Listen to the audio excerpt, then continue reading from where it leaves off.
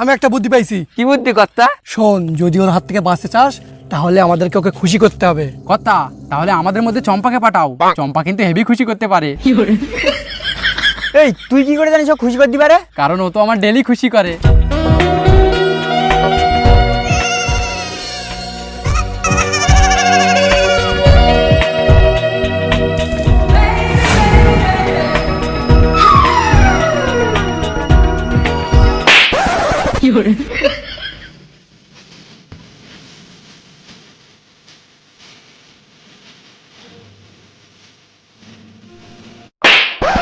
রক্তকোটের বেটা সবসময় উল্টো পাল্টা ভাবনা।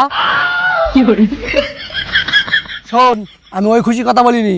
আমি ভাবছি আমাদের সেই জাদুর হাঁড়িটা ওকে দিয়ে দেবো। ঠিক বলেছে কর্তা, ওই হাঁড়িটা পেলে অনেক খুশি হবে আর আমাদেরকে ছেড়ে দেবে। চল সবাই।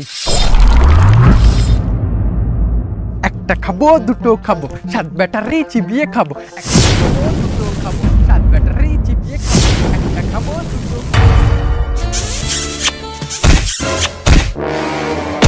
রক্তকোটের বেটা, দোহাই কর্তা, আমাদেরকে চিবিয়ে খাবেন না। একটা খাবো, দুটো খাবো, 7 ব্যাটারি চিবিয়ে। এই বাড়া, এরা আবার কারা? ভূত না তো?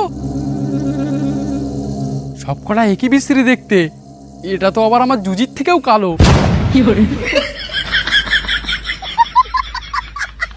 কর্তা, আমাদেরকে ছেড়ে দিন, আমরা তার বদলে তোমার এই হাঁড়িটা দিচ্ছি।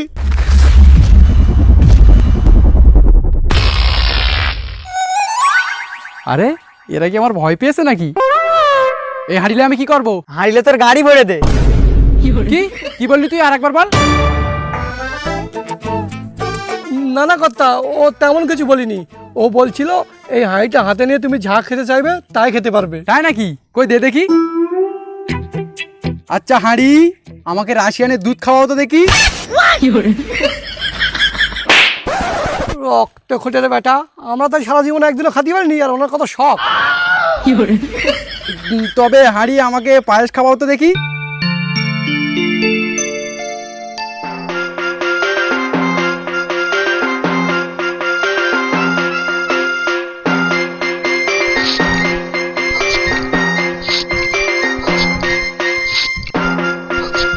দারুন দারুন খেতে গো, একেবারে গাঁড় ফাটা।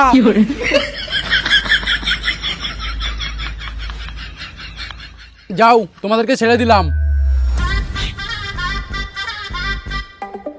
যাক বাবা, বড্ড বাসা বেঁচে গেছি। চল, যা সে জায়গায় বসে পড়ি।